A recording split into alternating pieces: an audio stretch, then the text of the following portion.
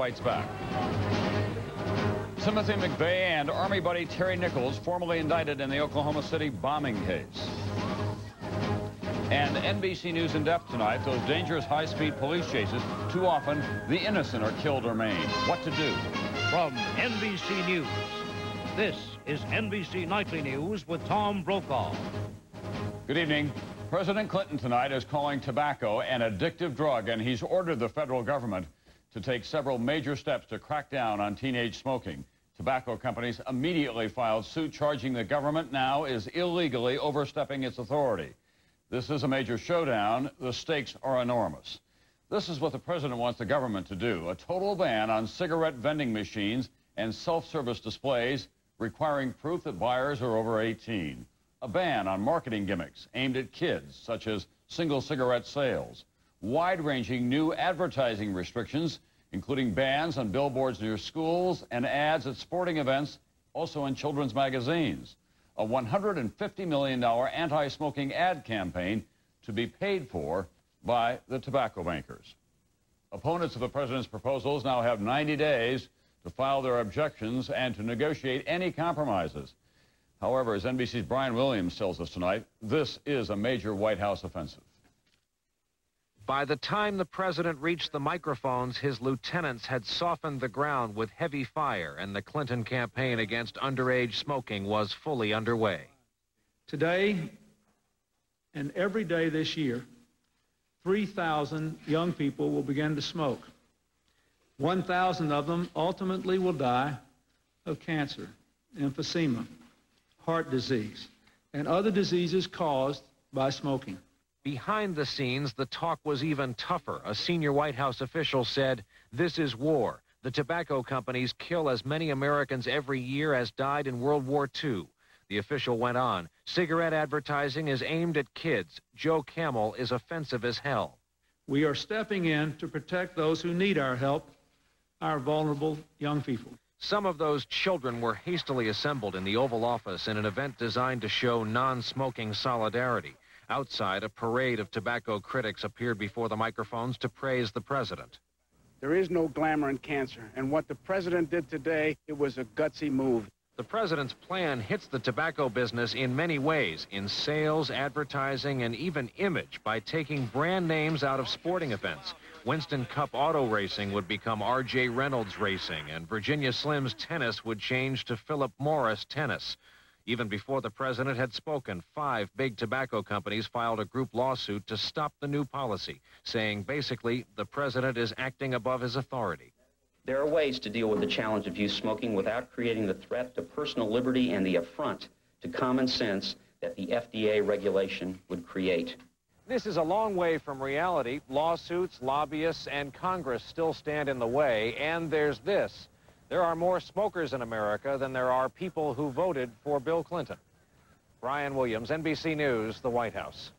Calling tobacco a drug is a daring new step, and the man who led the charge is a mild-mannered physician with a tenacious style. Tonight, NBC's Robert Hager takes us inside the mind and the mission of the man who heads the Food and Drug Administration, Dr. David Kessler. Call cigarettes a drug? Use that as grounds to regulate them? The idea seemed far-fetched when the chief of the U.S. Food and Drug Administration, Dr. David Kessler, first raised it as a theory, not in a speech or a news conference, but in a simple 3-page letter to health organizations. That was February 1994, 16 months ago. But from that date, Kessler, with degrees in both the law and medicine, began methodically building his case. Nicotine, he reasoned, caused physical changes in the body and functional changes as well.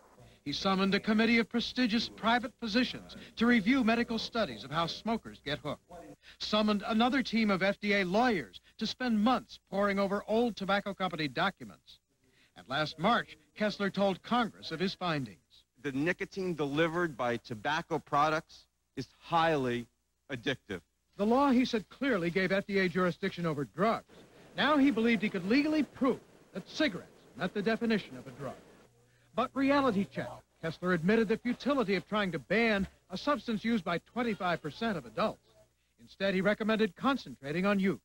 That's the proposal he personally persuaded the president to follow. The proposal that brought Kessler to the White House briefing room today. Kids start at 11, 12, and 13, and they become addicted at 16, 17, and 18. It is an addictive product, and what we have proposed today is a strategy to deal with that problem. It is a dangerous product. A strategy evolved from a simple 3-page letter 16 months ago to today's 250 pages of proposed regulations and a presidential order. But the regulatory process takes years, and then there'd be more court challenges. Still, Kessler's persuaded the president it's worth pursuing, and that left to a medical agency to treat, smoking could one day be as rare as polio or smallpox today. Robert Hager, NBC News, Washington. What's behind this big government anti-smoking drive? We'll have an object lesson tonight. Did you think when you took that first puff at age 17 you'd still be smoking? I didn't. And if I had known that, I probably wouldn't have done it in the first place. Also tonight on NBC Nightly News, high-level defections in Iraq. Is Saddam Hussein finally going to topple? Tell me, Reach, what do you like best about your Carnival cruise? What do I like best? The service. I love the service. I mean, besides the service. The food. I love the food. Everybody loves the food, Reach. What else? Well, the shows. The shows are great. Reach, is there anything you don't like? Yeah. Well, that's a surprise. What don't you like? Going home. Take a 3-, 4-, or 7-day vacation on Carnival, the most popular cruise line in the world. When people find out Imodium AD relieves diarrhea, often in one dose, and now has a new low price, things could get pretty hectic around here. Imodium AD, 1-dose relief at a new low price. It's Ace Dollar Days, where a little loose change can get you lots of great stuff, including things like this for just $1 each. You'll find them all at Ace Dollar Days now. I think, first of all, that you're going to need some goo-gaws in here, you know, some stuff. You got to have more than just flakes in here. Dress him up a bit. Who would eat this stuff? You guys try it. It's just flakes. But I'm going to try it. This is good. Simple, crunchy. I like this. What's it called? Kellogg's Corn Flakes. Kellogg's Corn Flakes. Taste them again for the first time. Almost 4 months after the Oklahoma City bombing, the government today indicted 2 suspects and charged a 3rd with lesser crimes. NBC's Jim Cummins is in Oklahoma City tonight. The indictment charges that Timothy McVeigh and Terry Nichols, former Army buddies with a grudge against the government, planned the bombing, selected the Murrah Federal Building in Oklahoma City as their target, bought and stole materials for the bomb, and built it. McVeigh is specifically charged with having delivered the bomb to the Murrah Building in a truck that he rented under a false name and having detonated the bomb at the Murrah Building.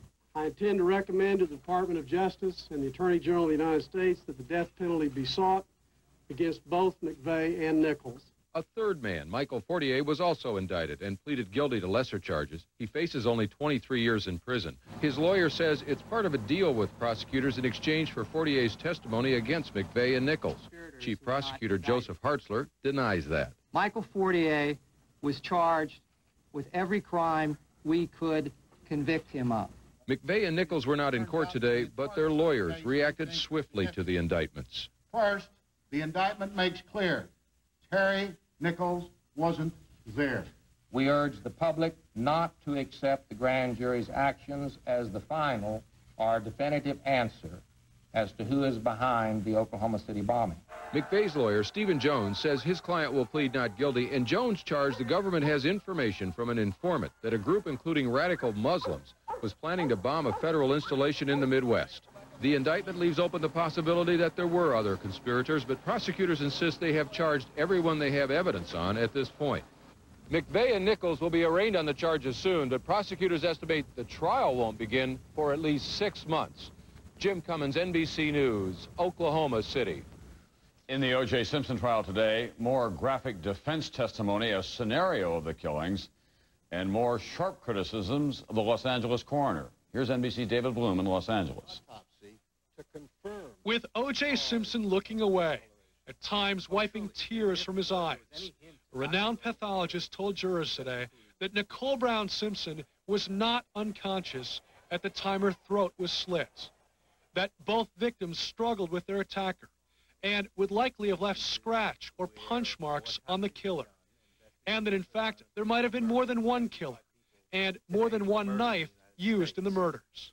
The testimony of Dr. Michael Baden, a prominent medical examiner paid $1,500 a day by the defense, called into question the prosecution's version of events, that Simpson was able to quickly kill two healthy young adults because he had first knocked his ex-wife unconscious.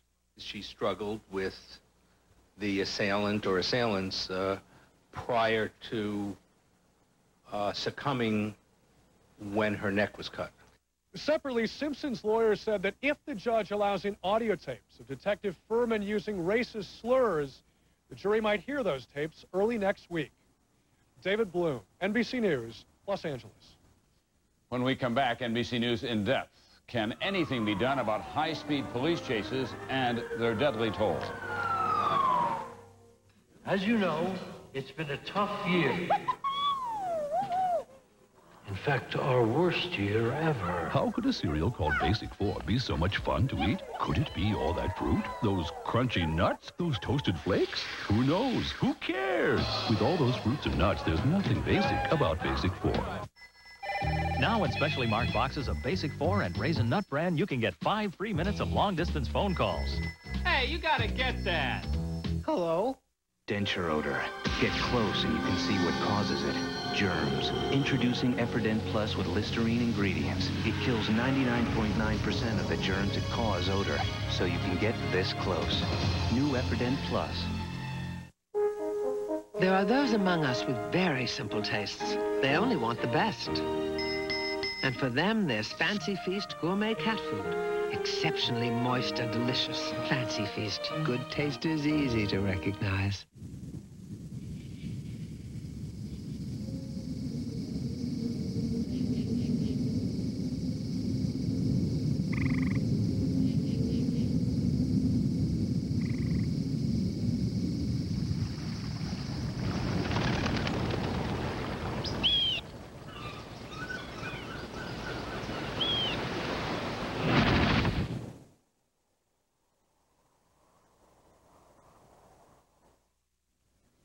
Time for NBC News in depth tonight. A killer problem, high-speed police chases.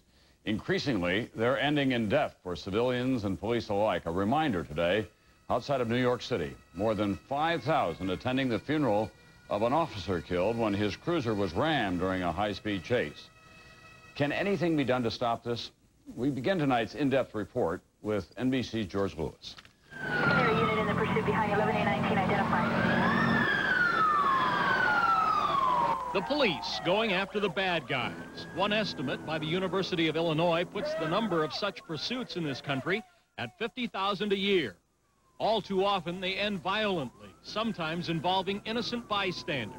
I think the chase lasted for about 5 miles, and it ended where the truck crossed the intersection of broadside at my family's car, killing 3 of my family members and severely injuring my 8-year-old niece. In Houston, Yolanda Mendoza's mother, brother, and sister are among the grim statistics. The Department of Transportation says 388 people were killed last year as a result of police pursuits, an increase of 13% over 1993. In Houston alone, where there were more than 90 pursuits last year, 11 people died and 62 were injured. The police chief says the accidents are unfortunate, but that the pursuits are a necessary tool of law enforcement. It's my conclusion that the greater good is to pursue the criminals as much as we can, that more lives will be saved by doing that than by not pursuing. Allison Marmol of New York disagrees with that philosophy. She was severely injured in a 1989 police pursuit that went horribly wrong. This courtroom computer animation done by Marmol's lawyers shows what happened. A police cruiser chasing a motorcyclist who had run several red lights in the crowded streets of Washington Heights. I saw a police car skidding towards me, and I had my son in my arms. And it just hit me. And I remember my son falling to the ground, and he fell under the bus. I just thought my son, my son. I thought he was dead. Her son Adonis survived, but his body was shattered and he was severely brain damaged. He will never lead a normal life. Marmel and her son got a $7 million settlement from New York City. The motorcyclist got away and was never captured. A handful of cities worried about the hazard to civilians and the possibility of huge lawsuits have clamped down on high-speed police chases. But they're the exception rather than the rule because police departments insist on a free hand to pursue lawbreakers at all costs. An advocacy group called STOP, Solutions to Tragedies of Police Pursuits, is trying to get cities to take a new look at pursuit policies. What needs to be done in formulating policy is to balance the need to apprehend that suspect versus the risk posed by the chase. STOP's policy would be that you would chase for violent felons only. STOP also advocates better training in pursuit tactics. That's what officers go through at this privately run National Academy for Professional Driving in the Dallas-Fort Worth area. And you're supposed to follow him at a fairly safe at least distance. 2 car lengths back so he won't cause me to have an accident. Still, the experts concede it is impossible to make police pursuits of fleeing suspects 100% safe. That's fueling the controversy as the death toll from police chases continues to mount. George Lewis, NBC News, Los Angeles. Now to a very personal side of the story. What happens when a police chase turns to a tragic loss? It happened to North Dakota Senator Byron Dorgan. The story and what this has made him do tonight in his own words. My mother was on a quiet evening coming home from visiting a friend in the hospital, traveling down a very quiet street in Bismarck, North Dakota. Some blocks away, a policeman saw someone in a pickup truck begin to swerve their back wheels as they accelerated too fast. And the police attempted to apprehend the motorist, and the motorist in the pickup truck took off at a high speed. The witnesses said that it was from 80 to 100 miles an hour on the city streets, and a high-speed police chase ends with a pickup truck slamming into her car at a very high rate of speed and killing her. She was a gentle person. I was obviously devastated and then angry. And I've introduced legislation that's very simple that says 2 things. One, every law enforcement agency in the country ought to have policies about when it's appropriate to chase and when it's not. Someone had a broken taillight, and the result was a high-speed chase, and the result was some innocent person killed as a result of the chase, when the chase was completely inappropriate. And 2, every state ought to have a law that says to people, if you flee from the police, you're going to sit in jail for 3 months, you're going to lose your vehicle. North Dakota Senator Byron Dorgan tonight in his own words. When we come back, Saddam Hussein's explosive family crisis. Is Iraq's dictator finally going to fall? Let me guess. One side of you craves easy chair comfort, while the other side itches for performance, right? Well, meet Buick Regal with its famous 3800 V6 engine and Grand Touring suspension. Add to that an all-new interior with body-sensitive seats. And finally, there's a car for the 2 of you. Buick Regal.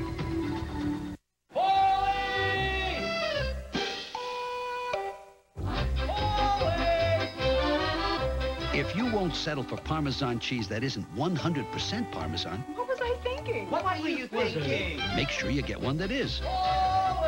Kraft Parmesan. It's always 100% Parmesan. No fillers. Real Italian meals don't begin without Kraft 100% grated Parmesan cheese. Now you can eat. Mary Clary thinks her zipper bags are the best and will never switch to Gladlock zipper bags. That's right, never. But, Mary Clary, what do you say we lock you in this phone booth here with either your bag filled with angry bees or a Gladlock bag filled with angry bees? You see that green color change seal there, Mary? That shows you the Gladlock bag is closed. Your bag doesn't have a green seal. You know, change is good. I'll take the Gladlock zipper bag. Just kidding, Mary. When it really counts, only Gladlock has the yellow and blue make green seal. Morning, guys. Just when you think your diarrhea medicine is working. Oh, boy. What's wrong? It can let you down.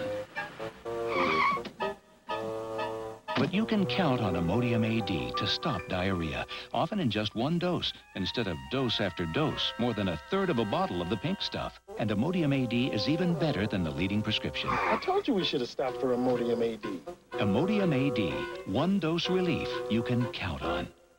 It's the government's secret weapon against the alleged Oklahoma City bombers. A single piece of evidence that could make or break the case. What is it? Watch Dateline NBC Friday. News from overseas tonight. Big developments in Iraq. A big crack in Saddam Hussein's wall of secrecy. Members of his inner circle, his family, have defected to Jordan. They know the big secrets, and according to U.S. intelligence sources, they're telling all. Here's NBC's Andrea Mitchell. The defectors include the second most powerful man in Iraq and Saddam Hussein's two daughters. The chief prize, the head of Saddam Hussein's vast military and industrial complex, his son-in-law, Hussein Kamel al-Majid, in charge of the elite Republican Guard during the Gulf War, most recently in charge of hiding Iraq's nuclear and biological weapons, now telling his secrets to U.S. intelligence operatives. Also defecting, Hussein Kamel's brother, Saddam, previously the head of Saddam Hussein's personal security force, and also married to one of the Iraqi leader's daughters. All are being given asylum by Jordan's King Hussein. Since the defections, the U.S. has seen some preparations by Iraq's elite Republican Guard units, but no threatening moves toward Jordan. The United States considers Jordan our ally and entitled to our protection if their security is threatened as a result of this incident. The U.S. has 20,000 military people in the Gulf, and the president has ordered contingency plans in case Iraq makes a move. That Saddam Hussein should take the president's warning very, very seriously. The defectors have said they will now work with people inside Iraq to topple the Iraqi leader. Then the possibility of assassination or a coup goes up significantly. But Saddam Hussein will try to strike first against his opposition. Another big concern, the safety of UN inspectors in Iraq. The only thing to count on is that Saddam Hussein is feeling threatened and is very unpredictable. Andrea Mitchell, NBC News at the State Department. More grief tonight in the former Yugoslavia as the ethnic hatred continues. Croats attack convoys of Serbs with rocks and bricks, smashing car windows, injuring refugees. At the United Nations today, U.S. officials said satellite photographs show mass graves at Srebrenica, proving that Bosnian Serbs killed more than 2,000 Muslim boys and men after capturing that UN so-called safe haven last month. Now to NBC News Online. That's information beyond the day's headlines, and it's all about Jerry Garcia tonight as his fans continue to mourn the leader of the Grateful Dead. A coroner's investigator says early findings appear to confirm that Garcia died of natural causes, apparently a heart attack. Arrangements are incomplete for his funeral, but it is expected to be private. Fans today crowded onto the computer internet to remember the guitarist and into stores to buy CDs and Garcia's designer ties. In hometown San Francisco, at City Hall, a tie-dye flag flew at half-staff. And our quote of the day, Jerry Garcia, remembered by a peer. To me, he wasn't only a musician and a friend, he was more like a big brother who taught and showed me more than he'll ever know. That from Bob Dylan about Jerry Garcia. When we come back, want to know what's driving today's war on smoking? We'll let you meet a case in point. It was named Four-Wheeler Magazine's Four-Wheeler of the Year. Automobile Magazine's All-Star Sport Utility. And selected by Popular Science as the best of what's new. How else would you expect people to react after spending hours in the Discovery? I have to go again. Discovery, the family vehicles from Land Rover. Men, is gray hair sneaking up on you, right under your nose, making you look too old? Whoa, it is sneaking up on me. Up here, too. You need Just for Men Color Gel, made for the hard-to-color gray of mustaches and sideburns. Simply brush in this no-drip gel, and in 5 minutes, rinse. Gray's gone. Your mustache and sideburns blend perfectly with your natural hair color. That gray won't sneak up on me again. Just for Men Color Gel, the sure thing for a natural look. The lights were out. John's sound asleep. And what am I doing? I'm hurting. I can't sleep, and I've got to work tomorrow. But I wasn't so sure about taking something. About how I'd feel in the morning. I went ahead and took Tylenol PM. It was the right choice. It stops my pain. It helps me sleep. So when morning comes, I'm ready to go. Right on time. All rested and feeling great. Come on, honey. Rest easy. It's Tylenol PM. Now also available in easy-to-swallow gel tabs. If you love to eat spicy foods, you know heartburn can be a real problem. Well, not anymore. This is new Pepcid AC, acid controller. Pepcid AC not only relieves heartburn, Pepcid AC can actually prevent it by controlling acid at its source, so heartburn can't get started. No antacid can claim to do that. And with Pepcid AC, there are no chalky mints or liquids. Only one tiny Pepcid AC tablet prevents heartburn. You can be heartburn-free with new Pepcid AC. Tomorrow on Today, indictments in the Oklahoma bombing case. We'll have the latest, plus an interview with Timothy McVeigh's attorney on strategy for the defense. Tomorrow on Today. Will President Clinton's campaign against teenage smoking be effective?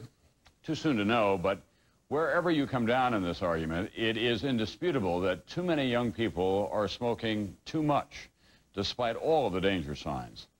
We asked NBC's Bob Kerr to accompany a young smoker to a doctor. Monique Atwood started smoking in high school. 10 years later, she finds herself doing it on the street outside her smoke-free office. The stress of a new job assisting a high-powered lobbyist has her up to half a pack most days and a full pack on some. At 27, she says she's hooked. Do you think smoking is addictive? I do, absolutely. Have you tried to quit? At least a dozen times, but unsuccessfully. Deep breath in. Real deep, deep, deep, deep, deep, deep, deep, deep. Today, to find out what smoking does to people who start in their teens, NBC News arranged and paid for a physical examination for Monique at George Washington University Hospital. She says she tries to exercise regularly, but runs out of breath too fast. With someone only 27, damage does not show up on a screen. You're saying even though the current tests don't show anything particularly abnormal, there is probably something already going on. No question about it in my mind. She's got the symptoms. We know that the early signs are in the small airways, so that when you run or when you walk heavily and exert yourself, your lungs aren't working perfectly normally because there's already damage beginning in the smaller airways. You're somebody who exercises regularly and eats healthy food. How do you square those two good things with smoking, which everyone says is so bad? But that's everybody else. The people that are saying that don't smoke. They don't understand how satisfying and enjoying it really, really is. The cardiologist did not expect to find damage at her age, only what he called some deconditioning, early signs of tobacco's toll on her stamina. Clearly, if she continues to smoke, cardiovascular disease, which is the leading cause of death in females, is going to be a major problem when she gets older. 15 years now, she continues this pattern. She'll be in my office with very bad vascular disease. Undoubtedly, the picture's going to change. Doctors warned Monique that pictures that look good at age 27 after 10 years of smoking are all but certain to change unless she changes her habit. Bob Kerr, NBC News, Washington. That's Nightly News for Thursday. I'm Tom Brokaw. I'll be off tomorrow night. Brian Williams will be here. I'll see you again on Monday. NBC News, now more than ever.